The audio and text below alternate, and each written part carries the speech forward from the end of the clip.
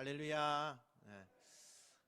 또 가정에서 온라인으로 예배드리는 여러분, 오늘 이 시간 또 함께 예배드릴 수 있는 은혜 주신 것 너무나 감사를 드립니다. 새해를 맞이하면서 우리 교회가 60주년이 되었어요. 그래서 60년을 우리 교회가 이제 역사를 이루면서 참 제가 곰곰이 이번 주간에 생각을 해봤습니다. 옛날에 60년 전에 이 교회를 세울 때에 얼마나 참 이 교회에 대한 기대감도 많았고, 또 그때는 어려운 때입니다. 너무 힘든 때예요. 지금 이 힘듦은 아무것도 아니고 예전에 그 참 교회를 세울 때에는 얼마나 힘들었겠습니까? 그 힘든 가운데서도 부강교회가 세워질 때에 그 믿음의 선진들이요, 지역 주민에게 등불이 되고 교회가 선두해서 그 지역을 밝혀나가는 그런 역할을 아마 했을 겁니다. 그래서 교회를 통해서 하나님의 그 참 명령인 복음 사역도 많이 전파되어지고, 또 믿음의 선진들이 믿음을 너무 뜨겁게 가지셔서 그 교회를 위해서 얼마나 아름답게 일구어 나갔는지 모르겠습니다. 아마 지금도 우리가 참 60주년을 이렇게 맞이하면서 감격스럽기도 합니다. 우리 교회가 60년이 됐구나, 이렇게 생각을 하면 참 감격스러울 때가 있어요. 지금까지 교회를 지켜주신 은혜에 우리가 감사하면서 이 은혜에 우리가 무엇으로 보답할까? 이 은혜를 우리가 무엇으로 보답할까? 60주년을 맞이하는 이 새해에 우리가 좀 깊이 생각하면서 신앙을 뜨겁게 가지는 그런 은혜가 저와 여러분에게 나타나시길 축원합니다. 지난 시간에 하나님께서 말씀을 가지고 세상을 창조하신 다음에 동물과 새들을 만드시고, 그리고 손수 사람을 만드셨다, 이렇게 이야기했죠. 그리고 최초의 사람 아담, 그 아담에게 하나님께서 두 가지를 말씀하셨어요. 우선은 이 동산을 너가 관리해라, 일을 맡기신 거죠. 이 동산을 너가 관리해라, 이렇게 하면서 일을 맡기셨어요. 많은 사람들이 흔히 일은 저주다, 이렇게 이야기하는 사람들이 있습니다. 그러나 여러분, 참 우리가 인생을 살아갈 때에 일을 하면서 그 보람과 또 거기에 나타나는 그 참 체험적으로 여러 가지 일들이 나타나는 일들이 참 많잖아요. 모든 사람들이 꿈이요, 나는 일 안 하고 그냥 먹고 놀면서 사는 게 꿈이다, 이렇게 하는 사람들이 종종 있습니다. 이게 목표인 사람들이 있어요. 여러분, 그렇지 않습니다. 일은 저주가 아니에요. 우리가 쉬면서 하는 것, 그것이 결코 축복이 아니에요. 물론 일을 할 때에 먹고 살기 위해서 하는 일은 우리가 좀 고단하고 불행한 생활이라고 이야기할 수 있습니다. 내가 먹고 살기 위해서 땀 흘려야 되고 억지로 하는 그 일은 나를 너무나 힘들게 하죠. 그러나 그게 노동이고 농사고 땀 흘리는 것이지만, 이 일을 하나님께서 나에게 맡겨주셨어. 하나님이 이 직장, 이 자리가 내가 있어야 될 자리라고 나에게 맡겨주신 거야, 이렇게 내가 생각하고 그 자리를 지키고 있다면 하나님이 나를 그곳에다가 훌륭한 일꾼으로 세우셨구나, 이 마음이 마음속에 생기게 되고, 그곳에 나의 사명이 되는 복된 자리가 된다는 거예요. 우리가 자신에게 물어봐야 돼요. 나는 지금 생존을 위해서 내가 일하고 있는가? 아니면 나는 사명을 가지고 하나님이 내게 맡겨주셨으니까 그걸 내가 일하고 있는가? 이걸 한번 질문해 보셔야 돼요. 여러분의 일터가, 여러분의 집에서 하는 일이, 세상에서 어떤 일을 하든지 간에 그것이 먹고 살기 위해서 하는 일로 평생 동안 끌려가지 마시고, 하나님이 나에게 필요해서 여기 보내셨고 이 일을 하라고 주신 거야 라고 깨닫는 소명의 자리, 사명의 자리가 되시기를 주님의 이름으로 축원드립니다. 두 번째로는 아담에게 주신 일이 뭐예요? 너는 먹어야 될 것과 먹지 말아야 될 것을 정해 주십니다. 이 생명나무를 비롯한 모든 동산의 모든 열매는 너희가 먹어도 된다고 말씀하시면서 단 하나, 선악을 알게 하는 열매, 이것은 너는 먹지 말라, 이렇게 말씀하셨어요. 많은 분들이요 이렇게 묻습니다. 목사님, 먹지 말라고 할 거면은 왜 만드셨습니까? 하나님이 왜 먹지 말라고 해놓고 이걸 만들어 놓고 왜 먹지 말라고 그럽니까? 그건 모르지요. 그걸 누가 알겠어요? 아무도 몰라요. 하나님이 왜 그렇게 하셨는지 그걸 우리가 알 수는 없지만, 중요한 건 왜 먹지 말아야 돼요? 라고 묻고 먹는 건, 그건 또 뭐예요? 먹지 말라고 하면 안 먹으면 되는데 왜 그걸 또 되물으면서 그걸 먹는 건 또 뭐냐는 거예요. 굳이 먹지 말라고 하는데 왜 그걸 꼭 먹어야 된다고 그렇게 하면서 먹는지, 그게요 인간에게 있어서 죄악이에요. 그 죄성이죠. 왜 먹지 말라고 할 거면서 만드셨느냐라고 그렇게 묻는 여러분에게 제가 곰곰이 한번 생각해 봐서, 성경에는 나타나 있지 않지만 제가 곰곰하게 이번 주간에 묵상하면서 생각해 보니까 이런 이유가 있지 않을까. 에덴 동산에 많은 걸 다 맡기셨어요. 하나님이 창조하시고 창조된 그것을 너가 맡아라, 이렇게 해 주셨어요. 그리고 그 안에서 모든 걸 다 누리고 있는 거예요. 그런데 처음에는 하나님이 창조된 걸 다 아담에게 맡기니까 너무너무 고맙고, 또 하나님의 손에 의해서 만들어진 사람이니까 너무 감사해서 겸손해지는 거예요. 겸손해지는 거예요. 그러나 뭐든지 자기 마음대로 다 할 수 있으면 나중에는 내가 하나님 앞에 창조된 피조물이라는 것을 망각하고 나도 하나님과 동등된 존재다, 이렇게 여기는 게 인간일 수 있다는 거예요.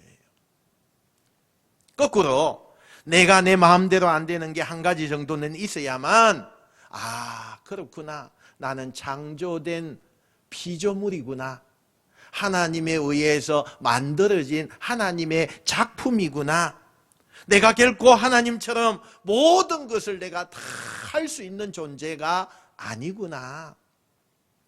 그래서 자신을 돌아보고 겸손해지고, 또 할 수 있는 게 뭔가가 못하는 건, 마음대로 안 되는 것도 있어야 인간의 존재를 깨닫게 된다는 거 아닙니까?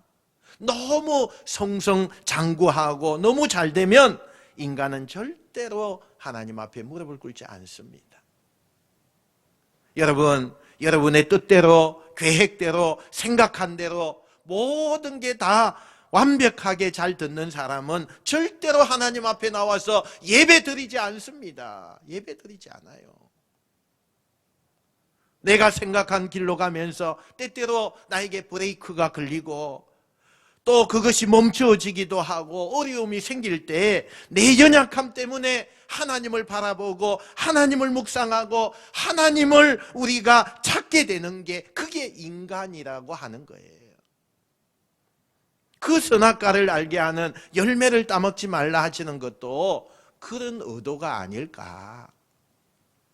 그러면 이 두 가지 일을 주신 하나님 앞에 모든 걸 관리하는 이 아담은 에덴 동산에서 뭘 했을까?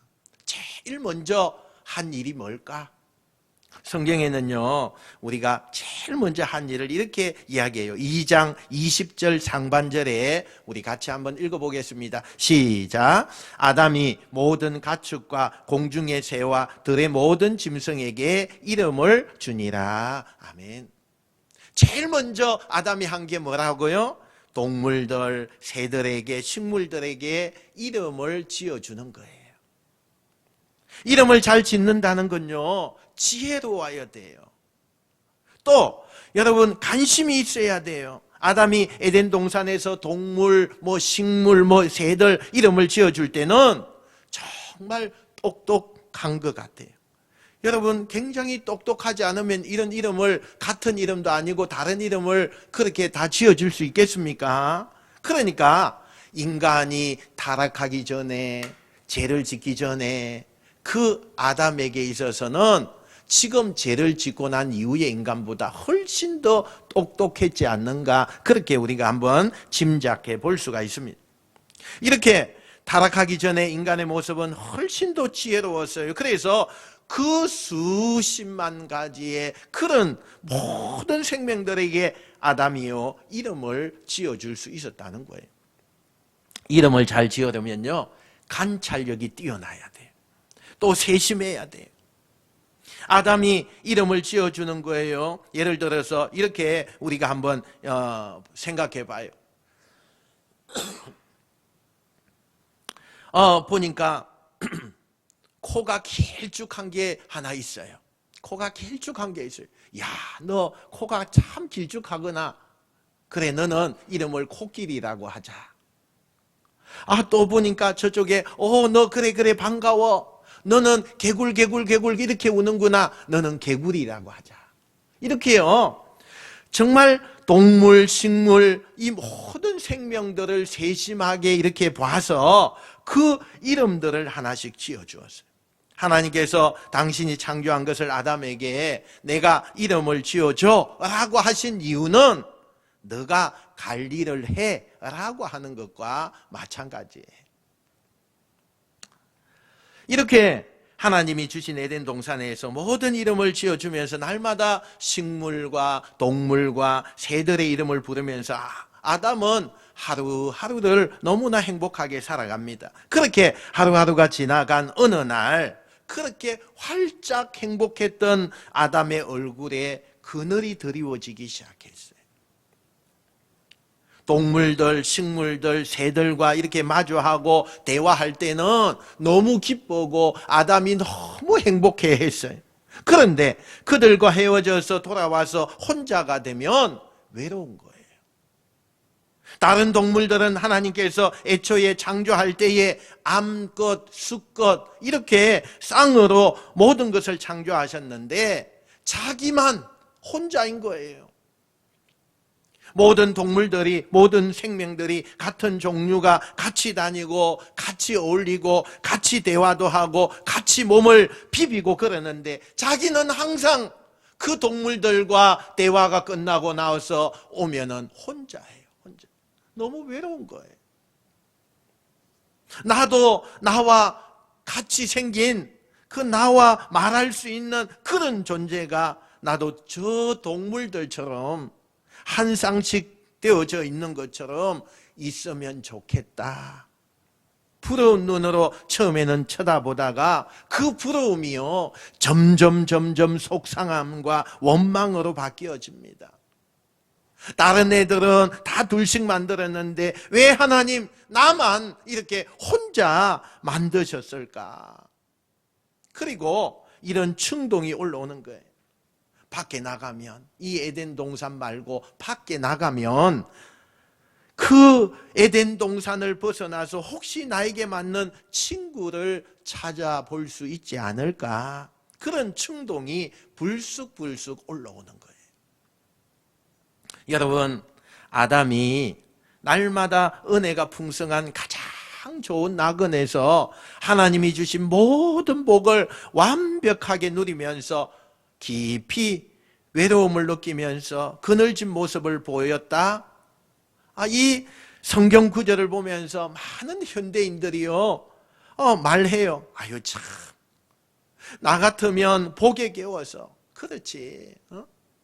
다 필요한 것 있고 그곳에는 너무너무 행복하고 거기에 뭐 먹을 것도 풍성하고 그런데 외로운 거 그거 한번 못 참아. 모든 게 다 갖추어져 있는데 그 외로운 거 하나 빼고는 다 있는데 그걸 못 참아. 복에 겨운 거지. 뭐 그러면서 우리가 이해할 수가 없다고 하면서 아담을 비웃을 수가 있을까요? 저는 우리가 아담을 비웃을 자격이 없다고 생각해요. 아무리 믿음 좋은 사람도요, 인간적인 고독과 외로움에 다 힘들어해요. 아담은 자기 혼자서 외로움에 몸부림친다고 생각해요. 아무도 내가 외로워하는 것을 알지 못한다고 생각해요. 내가 이 외로운 마음을 이해하지 못한다고 생각해요. 다 한 쌍이고 서로 의지하고 뭐 그러면서 나아가는데, 그 부러운 눈으로 아담이 보면서 나는 나만 외롭다 그렇게 생각을 하고, 그 외로움을 아무도 모른다고 생각하고 있는 거예요. 그런데 오늘 성경에 보니까 하나님은 그런 아담을 다 보고 계셨어요. 자기의 그 여린 마음, 혼란스러운 마음, 누구도 알지 못할 거라고 생각을 했는데 단 한 분이신 하나님이 그걸 다 알고 계셨어요. 그리고 어떻게 하시느냐? 아담을 위해 하나님이 친히 다시 일을 시작하지요. 하루는 아담을 부르시더니 현대의학으로 우리가 말하면 마치 주사를요 아담에게 놓아서 깊은 잠에 빠지게 하는 것처럼 그렇게 아담을 깊이 잠들게 하신 다음에 아담의 가슴을 열어서 갈빗배 하나를 꺼내십니다. 그리고 흙을 모아서 물을 부어서 찰흙을 이렇게 비벼서 갈빗배에다가 갖다 붙입니다. 세심하게 얼마나 아담을 만들 때처럼 몇 번이고 얼굴, 몸통, 팔과 다리 아주 세심하게 정교하게 정성을 다해서 빚기 시작해요. 그리고 다 됐다고 생각하시자 그 찰흙상에 숨을 아담과 똑같이 불어넣은 뒤에 아담에게 당신이 만든 그 작품을 소개하죠. 아담, 너를 위해서 너에게 딱 맞는 짝을 데려왔다. 이때 아담이 하나님이 데려온 그 짝을 보고요, 딱 그 보는 순간에 자기도 모르게 식은땀이 쫙 나면서 막 가슴이 울렁울렁거리기는 거예요. 자기와 비슷하게 생긴 것도 또 서로 말이 통하는 것도 너무 신기한 거예요. 그리고 사랑이 뭔지 모르지만 정말 그 짝을 볼 때마다 하트가 눈에서 막 나가는 거예요. 그리고 견딜 수 없고 또 정말 탄성을 질러내다가 아담이 인류의 최초로 시를 하나 지어내죠. 그 시가 뭐예요? 이는 내 뼈 중에 뼈요 살 중에 살이다. 너무 멋진 거 아닙니까? 여자 하나를 딱 놓고 남자가 가장 멋있는 시를 하나 읊어낸 거예요. 누구도 바꿀 수 없는 내 사랑이요, 나는 당신과 영원히 함께 할 것입니다. 이런 고백을 하고 있는 거예요. 여러분, 이 순간 아담이 그동안 외롭고 괴로워했던 그 고독과 원망과 그리고 충동이 눈 녹듯이 다 사라졌어요. 하나님에 대한 감사 그리고 이 짝에 대한 사랑으로 새로운 행복을 되찾았다는 거예요. 무엇이, 어떤 것이 이 아담의 인생에 드리웠던 그 그늘을 걷어주고 감사의 그 사랑을 되찾게 만들어집니까? 다른 거 아니에요. 아담이 한 게 아니에요. 하나님께서 다 아시고 그에게 필요한 것을 채워주셨기 때문인 거예요. 내가 믿는 건 행복하지 않아요. 하나님이 채워주실 때 우리는 행복한 거예요. 한번 따라합시다. 하나님은 다 알고 계십니다. 아담을 창조하셨던 하나님은 아담을 그냥 방치하지 않았어요. 아담의 처지를 살피시고 아담에게 가장 필요한 것을 주셨어요. 저와 여러분은 창조하신 그 하나님은 우리를 절대로 그냥 방치하지 않습니다. 여러분의 인생, 여러분의 자녀를 그냥 버려두지 않습니다. 그래서 예수님이 우리에게 말씀하시지 않았습니까? 내가 너희를 고아처럼 버려두지 아니하리라. 우리를 살피시고 우리의 처지를 아셔서 가장 맞는 것을 주시는 하나님. 왜 나만 이런 고난을 겪어야 돼요? 누구도 자식도 부모도 내 마음을 몰라요 라고 말할 때, 그런 충동이 올라와 누군가가 막연하게 미워지고 삶의 의욕이 사라질 때, 그런 충동을 이겨낼 수 있는 좋은 방법 하나, 아담에게 주셨던 이 말씀을 기억하세요. 다시 한번 따라하세요. 하나님은 다 알고 계십니다. 아멘. 주는 나의 좋은 목자, 나는 그의 어린 양, 저를 따라 꼴을 먹여주시니 내게 부족함 전혀 없어라. 할렐루야. 여러분, 나를 둘러싸고 있는 인생의 그 그늘이 하나님을 원망하게 만드는 충동이 올라올 때, 지금 제가 불렀던 이 신뢰의 고백을 여러분 선언하셔서 이겨내는 저와 여러분 되시기를 주님의 이름으로 축원드립니다.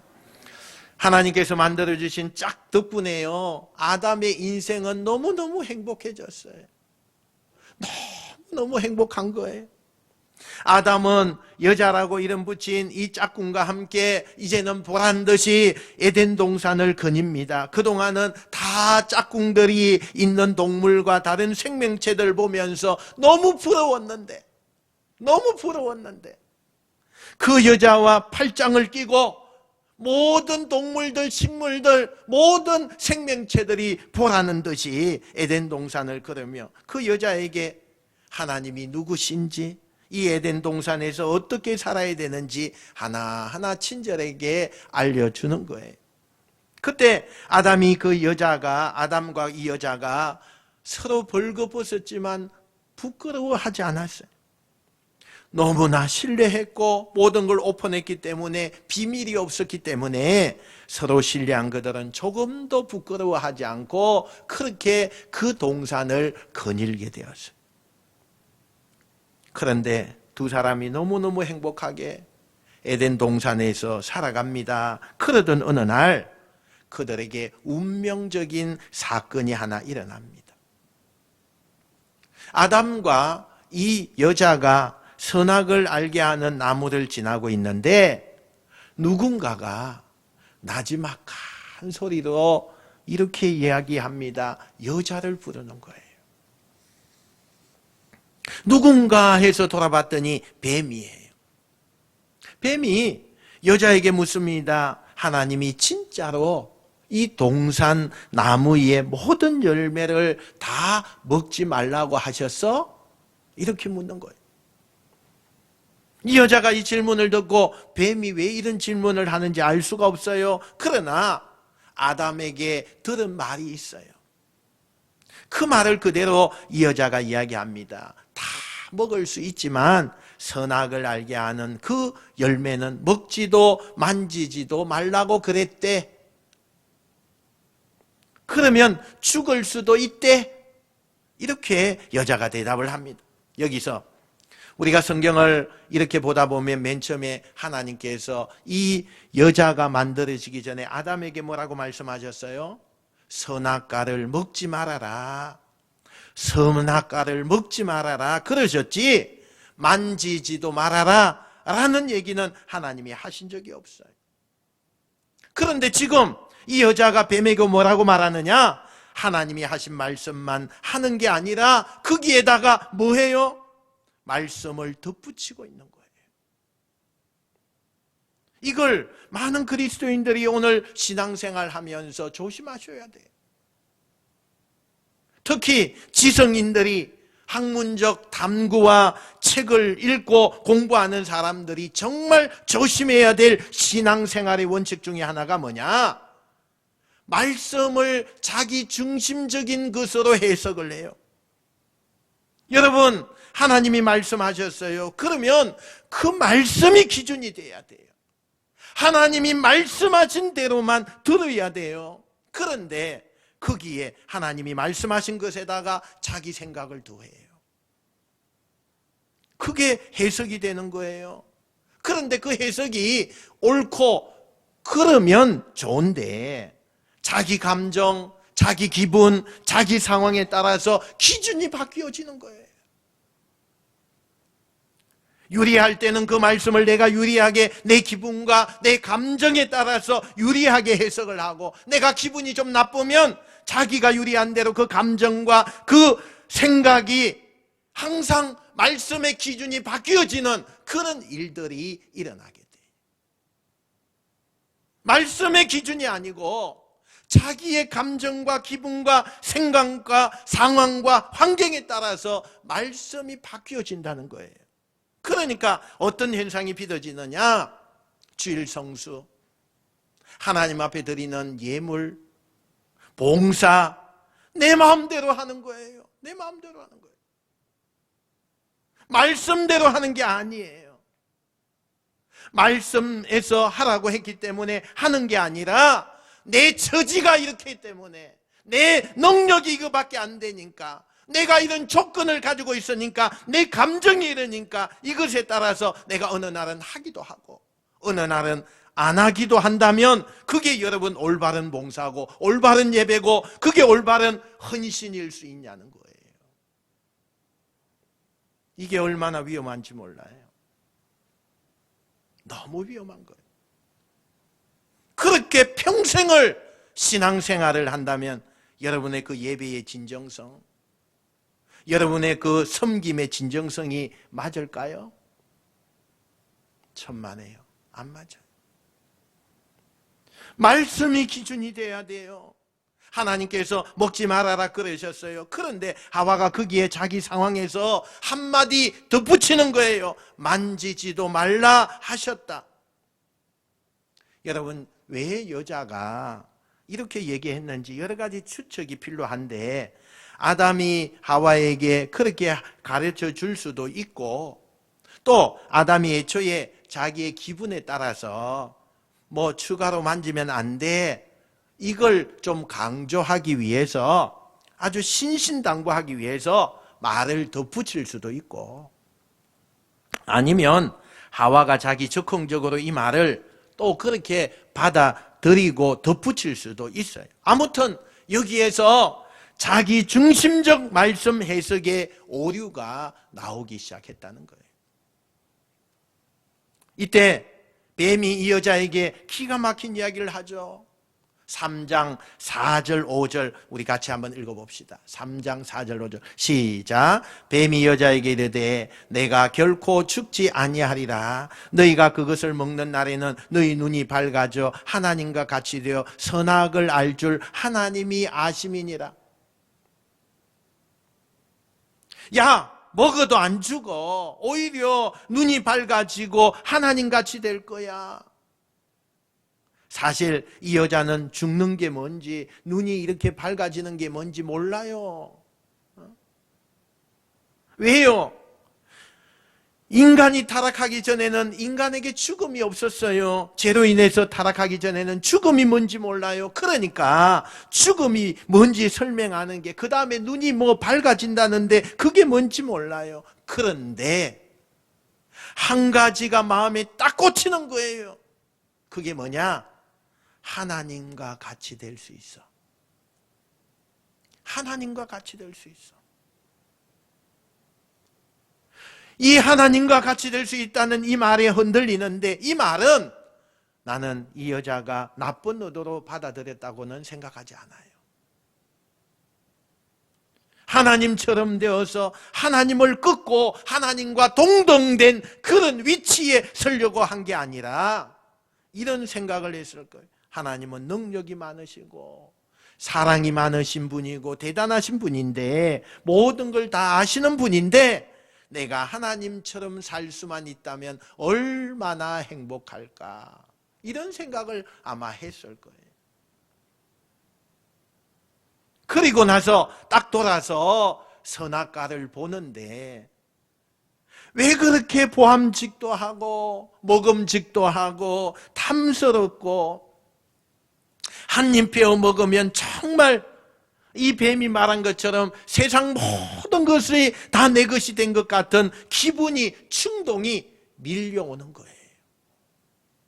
여기서 질문 하나요. 이 여자가 뱀의 유혹을 받아서 지금 막 그렇게 타락 직전으로 가고 있을 때 이 여자 옆에 있었던 아담은 도대체 뭘 하고 있었을까? 아담들 한번 얘기해 보세요. 이 옆에 있던 아담이 도대체 뭐 했을까? 여러분 3장 6절 후반절 한번 볼게요. 3장 6절 후반절. 3장 6절 후반절. 예, 없어요? 우리 같이 읽어봅시다. 여자가부터 시작. 여자가 그 열매를 따먹고 자기와 함께 있는 남편에게도 주매 그도 먹은지라. 아멘. 분명히 아담은 여자 옆에서 뱀과 나누는 대화를 들었어요. 여자가 열매를 따먹는 것도 봤어요. 그러면 아담이 뱀과 대화를 나누면서 이거 먹으면 하나님처럼 될 거야 라고 말하는 그 뱀의 이야기를 들었을 때 자기가 직접 하나님의 말씀을 들은 사람으로서 반박을 했어야죠. 반박을 했어야죠. 아니야, 절대 그럴 수 없어. 내가 하나님 앞에 직접 들었어 라고 반박을 해야 돼요. 반박을. 여자가 손을 내밀어서 그 열매를 따먹을 때 아담은 최소한 그러면 안 된다고 적극적으로 말렸어야 돼요. 그런데 아담은 반박도 안 하고 말리지도 않아요. 지켜보고 있다가 주니까 받아 먹었어요. 왜 그랬을까? 몰라서 그런 게 아니에요. 아담은 알고 있었는데 이걸 우리가 이렇게 표현하면 좋을 것 같아요.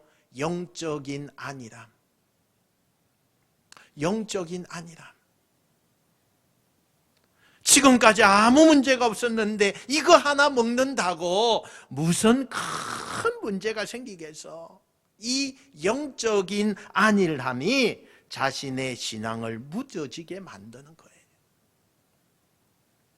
이 영적인 안일함이 자기 안에 올라오는 충동에 넘어가게 만든 거예요. 하나님이 분명히 먹지 말아라 라고 하셨지만 이 에덴 동산의 많은 것 중에 이거 하나 어긴다고 해서 요 조그마한 요 열매 요 하나 먹는다고 해서 그렇게 엄청난 일이 생기겠어? 별거 아닌 것처럼 취급한 거예요. 이 정도는 괜찮다고 생각하는 거예요. 이 영적인 안일함이 아담을 무너뜨리고 있는 거예요. 여러분, 오늘날 우리가 코로나19 때문에 교회에 나오지 못해요. 그러니까 영적인 안일함이 막 생겨요.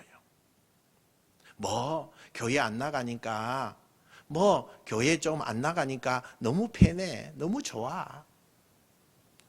교회 또 안 나가니까 헌금도 안 해도 좋네. 지금 우리가 얼마나 살기가 힘든데, 영적인 안일함. 내가 교회 나가면 하면 되지 절기 헌금 그거 내년에도 올해도 또 돌아오는데 영적인 안일함. 영적인 안일함. 그 영적인 안일함이요 아담을 무너뜨리고 있는 거예요. 금지된 열매를 먹는 두 사람은 어떻게 됩니까? 잠시 후에 두 눈이 밝아져서 자신들이 벌거벗은 몸을 보여주는 것이 부끄러워요. 여러분, 죄를 짓기 전에는 부끄러우지 않아요. 벽이 없었어요. 감추고 싶은 비밀이 없었어요. 그런데 죄를 짓고 나니까 벽이 생기는 거예요. 너와 내가 벽이 생기고 감추고 싶은 비밀이 생겼어요. 그래서 그들이 스스로 무화과 나무로 치마를 만들어서 서로 감추어요. 그뿐 아니에요. 사람들끼리 비밀만 생기는 게 아니에요. 하나님과의 관계에서도 벽이 생겼어요. 그동안은 무슨 일을 해도 하나님 앞에 부끄러울 것이 없었어요. 떳떳했어요. 그런데 하나님께서 금하셨던 그 열매를 먹고 나니까 비밀이 생기고 감추는 게 생겼어요. 그래서 그들을 부르시는 하나님을 피해서 그들이 숨어버리는 것을 성경은 오늘 이야기가 끝이 나요. 여러분, 이 이야기를 먼 옛날의 이야기로 들으면 안 돼요. 오늘 우리가 또 다른 아담이 되고 또 다른 여자가 될 수 있다고 생각하고 이 말씀을 우리가 마음판에 새겨야 돼요. 그저 몇 푼의 돈을 더 갖기 위해서 다른 사람을 미워하고 그 사람을 거꾸로 때리고 싶고 그 사람을 어떻게 망하게 하고 싶은 충동이 느껴지지 않습니까? 별거 아니고 내 손에 쥐고 싶은 그 하나를 뺏고 싶어서 상대를 어떻게 비참하게 평생 불행하게 만들어서라도 그걸 갖고 싶은 충동이 우리에게 있지 않습니까? 지금보다 더 색다른 쾌감과 재미를 좀 얻고 싶어서 선을 넘는 유흥에 빠지고 싶은 충동을 느끼지 않습니까? 지금보다 더 행복하고 싶어서 하나님께서 금하신 것을 탐내는 것들이 우리의 충동 아닙니까? 우리가 지금 에덴 동산에 나그네 있는 아담과 하와와 똑같은 처지에 있어요. 그때 어떻게 그러면 우리가 두 번 다시 아담처럼 무너지지 않으려면 이 충동을 어떻게 이겨내야 될까? 한번 따라합시다. 하나님의 울타리를 기억해야 합니다. 아담이 하나님께서 이 열매를 먹지 말아라 라고 하신 말씀을 기억했다면 이후로 인류의 역사는 어떻게 되었을까요? 그때 그 말씀을 다시 한번 기억하고 그 말씀의 울타리 안에 자기가 거하려고 했다면 인류의 역사는 어떻게 바뀌어져 있었을까요? 하나님이 주신 말씀의 울타리를 기억하는 건 너무 중요해요. 너무 중요해요. 때때로 우리에게 하나님께서 말씀에 이거 해라, 이거 하면 안 된다, 이렇게 순종해라, 이렇게 믿음으로 결단해라, 이런 말씀 아닙니까? 이게 말씀 아닙니까, 여러분? 우리에게 주시는 말씀이 그런 거 아닙니까? 그런데 그 말씀의 울타리가 우리를 구속하는 것 같아요. 주일이 되면 우리 눈에 세상으로 나가서 신나게 노는 사람, 자유롭게 하는 사람들, 그런 사람들에 비하면 우리는 말씀의 울타리 안에 있고 교회의 그 울타리 안에 들어와 있는 게 때로는 버겁고 나도 좀 자유스럽고 싶고 신앙을 벗어나고 싶고 하나님을 좀 벗어나고 싶은 충동을 느끼는 때가 있잖아요. 많은 주부들이 단 하루만이라도 내가 오늘은 엄마가 아니라 그저 자유인이 되고 싶다는 그런 충동을 느끼잖아요. 그런데 그게 우리에게 행복을 줍니까? 그게 우리에게 행복을 주는 거예요? 그 울타리를 벗어나면 진짜 행복하고 자유로움이 있습니까? 울타리에 있는 게 귀찮고 그 울타리 안에 있는 게 벗어나고 싶을 만큼 나를 힘들게 하는 것도 사실이지만 사실 그 울타리 안에 있을 때가 우리가 행복한 거예요. 행복한 거예요. 하나님의 울타리 안에 있을 때 우리의 인생은 안전하고 행복합니다. 늦지 않았습니다. 어서 돌아오십시오. 하나님이 만드신 그 울타리 안으로 여러분 들어오십시오. 하나님의 울타리 안에 가면서 때때로 우리는 벗어나고 싶은 충동, 자유, 세상 사람들처럼 그렇게 살고 싶은 충동이 느껴질 때 기억하십시오. 기억하십시오. 지금까지 나를 지켜주시고 나와 함께 해주시고 그 하나님의 말씀이 나를 힘이 되게 하셨다는 그것을 여러분 기억하세요. 기억하세요. 에덴 동산에 있을 때가 낙원이에요. 그 에덴 동산을 떠나면 지옥이에요. 오늘 이곳이 하나님 안에 있는 것이 낙원임을 기억하시고 울타리가 있음이 우리에게 큰 축복임을 인정하게 되시기를 주님의 이름으로 축원드립니다. 말씀을 정리하죠. 원망, 비교의식, 소외감, 그런 충동과 유혹이 몰려올 때에 이렇게 고백하세요. 하나님은 다 알고 계십니다. 제약의 충동이 올라올 때 나도 정말 멋지게 살고 싶어, 그게 부러워, 한 번쯤은 나도 그렇게 살아보고 싶어 라고 하는 충동이 올라올 때 울타리가 되는 하나님의 말씀을 다시 여러분 기억하시길 바랍니다. 하나님의 말씀이 분명하면, 그 말씀이 살아 움직이면 나를 붙듭니다. 말씀이 희미하고 말씀이 확신이 없고 말씀이 안 들리니까 그 울타리가 깨어지는 거예요. 선명하면 이게 말씀의 울타리고 이게 나를 지어하는 울타리가 말씀으로 분명한 사람은 절대로 흔들리거나 또 그 울타리를 벗어나지 않아요. 울타리가 불분명한 거예요. 불분명한 거예요. 말씀도 아니고 철학도 아니고 윤리도 아니고 지식도 아닌, 예배도 아니고 모임도 아닌, 그게 아니에요. 우린 살아있는 예배자, 살아계신 하나님의 말씀을 듣는 사람, 충동과 유혹 하루에도 수천 가지, 수만 가지 생길 수 있어요. 평생 죽을 때까지 생겨요. 그런 충동과 유혹이 우리에게 도전이 올 거예요. 그러나 얼마든지 와라, 파도야, 바람아, 얼마든지 찾아와라, 내가 멋지게 이겨내리라. 저와 여러분이 그런 고백이 당당하게 펼쳐지게 되시기를 주님의 이름으로 축원드립니다. 축원드립니다.